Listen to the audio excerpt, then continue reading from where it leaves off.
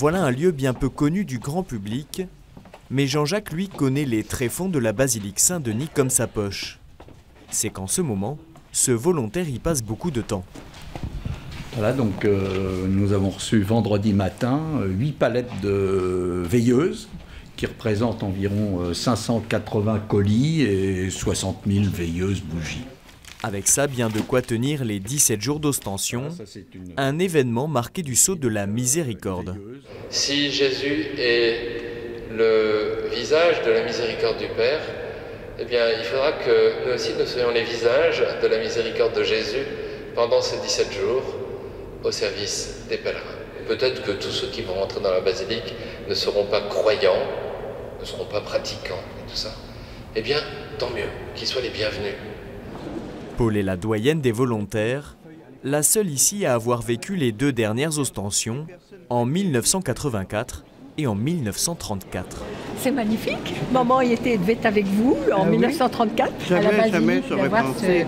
Je pensais déjà pas revoir celle qui aurait dû normalement en 2034. Oui, hein. Oui, bien sûr. Ah non, là ça me touche encore particulièrement parce que je fais partie de l'accueil. Je pense que ma foi, elle s'applique dans mon quotidien. Donc dans mon quotidien, c'est d'accueillir les gens qui vont venir et qui vont bien sûr recevoir, j'espère, des grâces auprès de la tunique.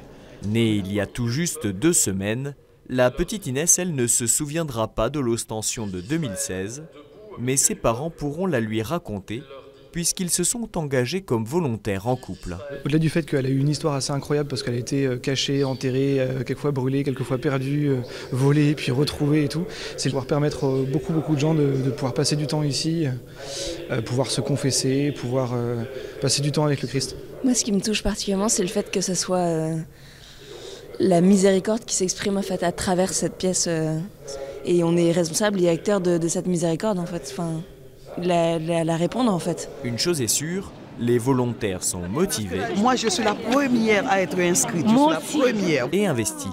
Ne vous inquiétez pas, regardez, je vais être là, moi, par... Ah oui. Ah non, moi, je me donne à fond pour le Seigneur. Moi, je dis que l'église, c'est une famille. Oui. Et recevoir, c'est comme si on reçoit des invités chez nous. Chez nous, voilà. Voilà. Surtout, je suis à la basilique, je fais partie de la basilique.